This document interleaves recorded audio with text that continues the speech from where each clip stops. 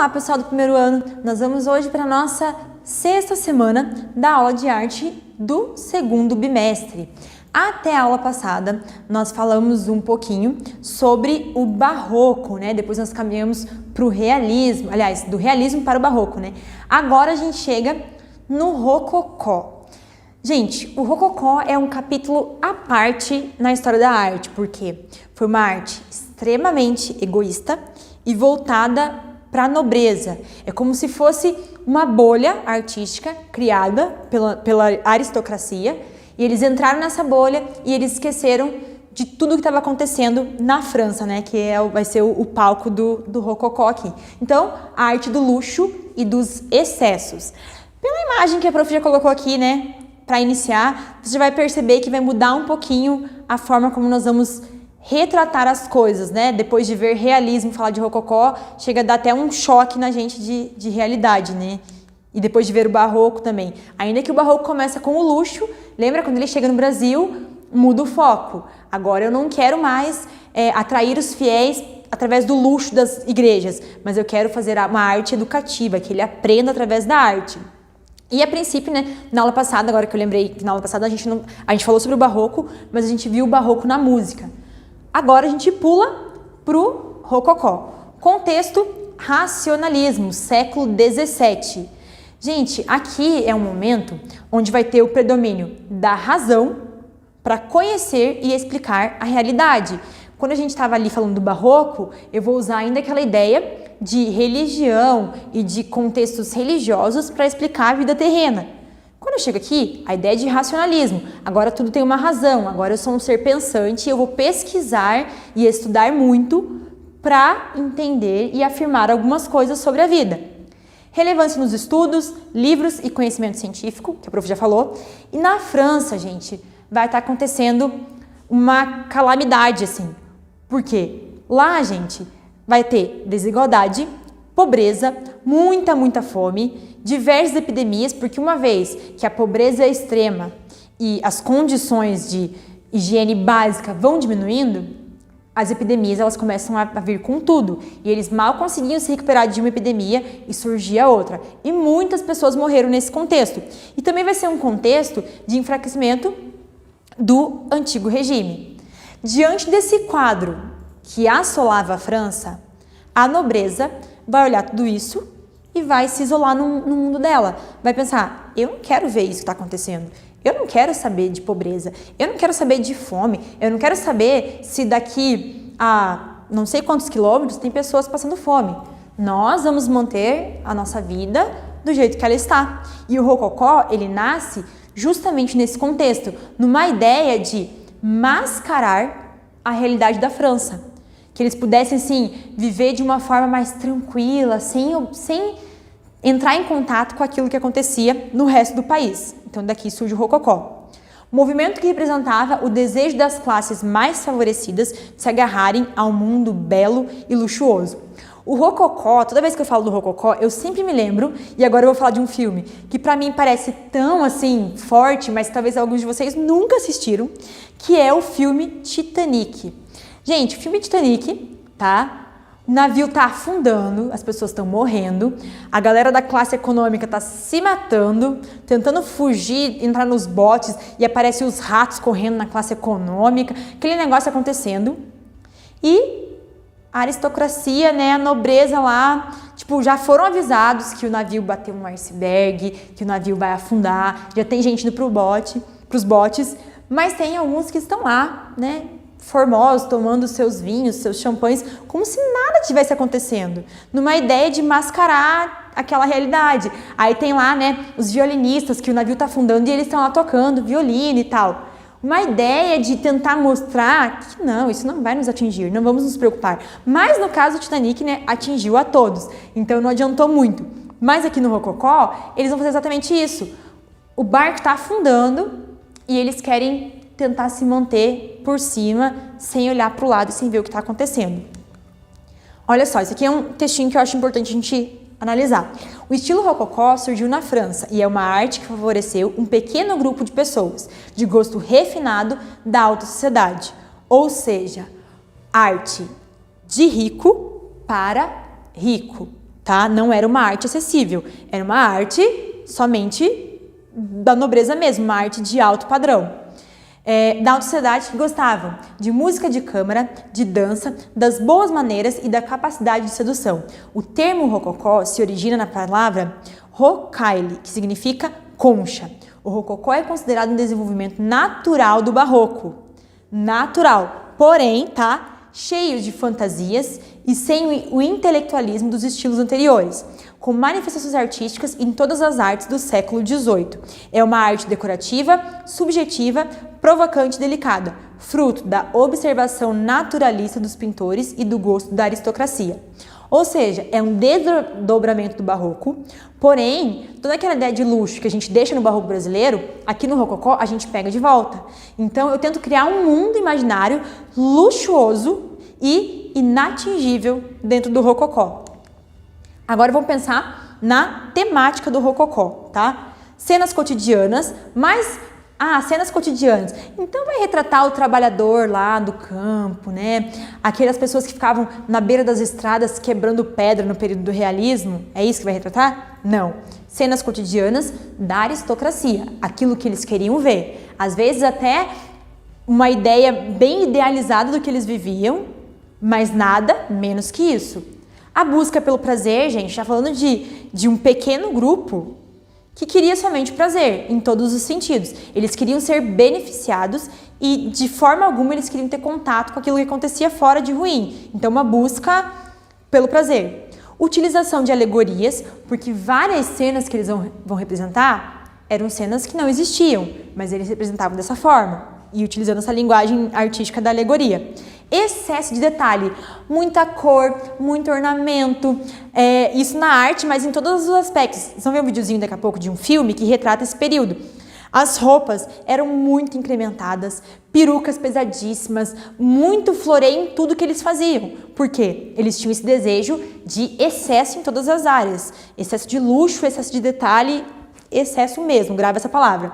Representações da vida aristocrata, né? Então, dos ricos, tons pastéis, cores claras e douramento.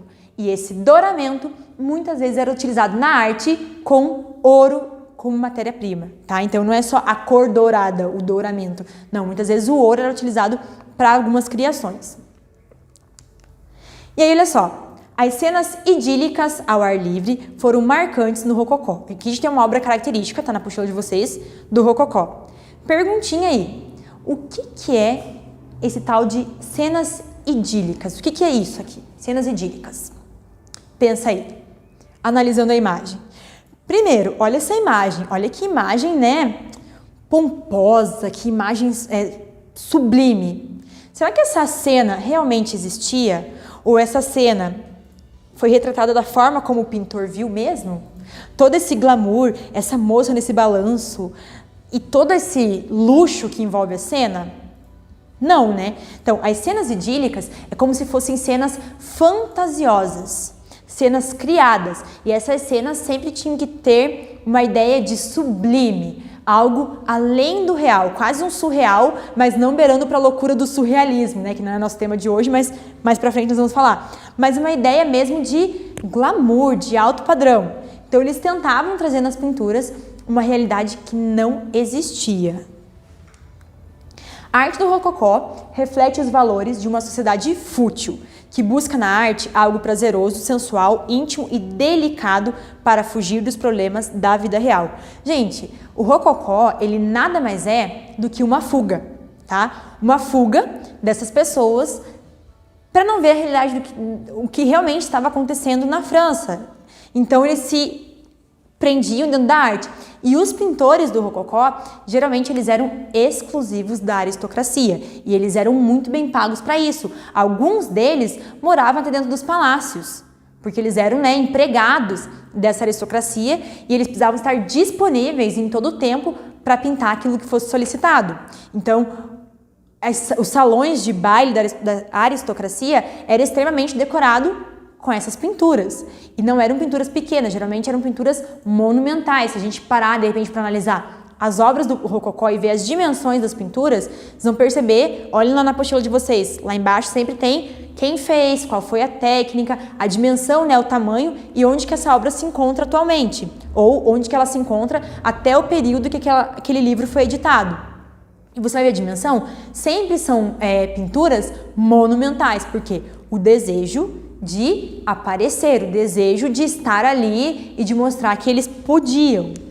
E aí eu quero mostrar para vocês um videozinho, tá? Que é do filme Maria Antonieta e que vai mostrar geralmente esse nuance do rococó, do excesso nos trajes, do excesso na maquiagem, toda aquela ideia, gente, de um homem com aquelas perucas brancas, de cabelo branco a peruca, e com aquela pele quase que branca também, com uma bochecha bem rosa, pintado, e com aquelas ombros e mangas bufantes, tudo isso vem aqui do rococó. Os homens usando sapatos que pareciam sapatos de salto, tudo a ideia do rococó. Para eles, tudo isso era chique, era algo que trazia um status, um renome para cada um deles. Então vamos ver o videozinho do rococó aqui na corte francesa. É um videozinho bem curto e eu vou estar disponível já para vocês aí também, só para vocês verem um pouquinho dessa ideia.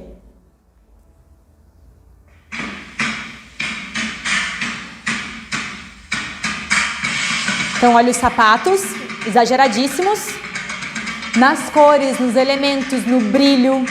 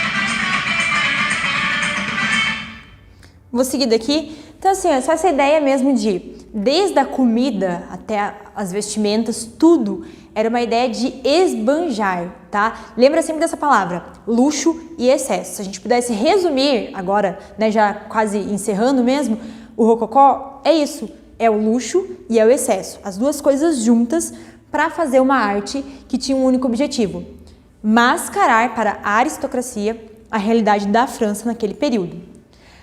Apesar do rococó ser muito criticado por seu escapismo, né, lembra que eu falei da fuga para vocês? Muitos estudiosos afirmam que esse estilo foi responsável por celebrar o amor e a família, registrando na arte.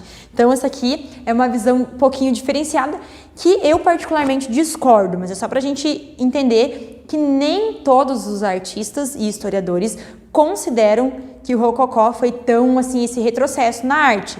Mas aí, no nosso caso, numa visão cristã, a gente não consegue ver de uma outra forma, né? A gente sabe que a gente não precisa ficar esbanjando e a gente precisa, sim, abrir nossos olhos para aquilo que acontece do nosso lado. E a gente precisa, sim, se importar com o outro. Para essa semana, a nossa atividade ela é bem simples. Eu quero que vocês pesquisem, e já está aí para vocês escritinho, que vocês pesquisem o que nós temos hoje de elementos na arte, ou no vestuário, ou nos mobiliários que foram inspirados na estética do rococó. Quando você for pesquisar, você vai descobrir muitas coisas. Talvez tenham móveis na sua casa, se for um móvel que foi criado com um design específico, ou que foi criado de forma artesanal, talvez ele tenha inspirações na arquitetura ali do rococó. Talvez você tenha roupas que sejam inspiradas na estética do rococó. Eu quero que você pesquise o que você encontrar, não só o que você tem em casa, mas o que nós temos hoje na nossa cultura e no século XXI, pensando agora aqui em Brasil, que são influências do Rococó. Você pode fazer o seu trabalhinho, sua pesquisa, uma página só, escrita ou digitada, e aí eu queria que você acrescentasse a imagem. Caso você faça escrito e você não tenha como imprimir a imagem, dependendo do que você escolher, você pode desenhar. Se você fizer digitado, no próprio arquivo da sua pesquisa, você já acrescenta essas imagens, ok? Qualquer dúvida, qualquer dificuldade, vocês podem me contatar lá pelo Classroom, no mural, e aí a gente vai conversando, ok? Então, por hoje é só. Muito obrigada e até a próxima!